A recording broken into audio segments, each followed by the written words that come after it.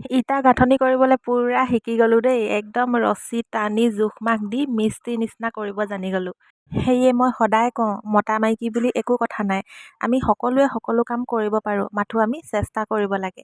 আৰু আজি মিস্ত্ৰী অহা আগতে ৰাতিপুৱাৰ পৰা এই ইটাকেইটা মই গাঁঠি আছিলোঁ আৰু এতিয়া আমাৰ মিস্ত্ৰীকেইজন আহি গ'ল। সুধিছোঁ বোলো কেনেকুৱা হৈছে। তাহাঁতি কৈছে 40% পাৰিছ আৰু প্ৰথমৰ তলৰ ইটাকেইটা দিলোঁ কাৰণে সমানকৈ পাৰি নিবলৈ জানিলোঁ। ওপৰখিনি নোৱাৰিবি, আঁতৰ বুলি কৈছে। হ'লেও মই চেষ্টা কৰি চাওঁ। যদি কেনেবাকৈ পাৰি যাওঁ তেতিয়াহ'লে বাকী কামখিনিতো মই নিজেই কৰিব পাৰিম ন। আৰু আটাইতকৈ ডাঙৰ কথা, আমি যদি এনেকৈ সকলোবোৰ কাম শিকিবলৈ চেষ্টা কৰোঁ, জীৱনত এদিন নহয় এদিন নিশ্চয় কামত আহে।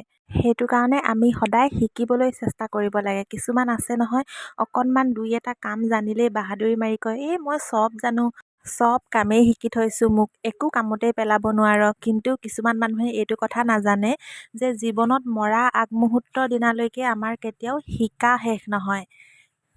আৰু হাঁহিছোঁ এইটো কাৰণে, মানে তাহাঁতি হহুৱাই আছে আৰু হাঁহি হাঁহি কাম কৰিলেনো ক'ত ভাল হ'ব। য'ত ত'ত মচলাবোৰ পৰি গৈছে। উঠ ঐ উঠ, তই ভাঙিলি আৰু ঘৰটো কি কৰিলি বুলি কৈছে। আৰু মই উঠোঁ দেই।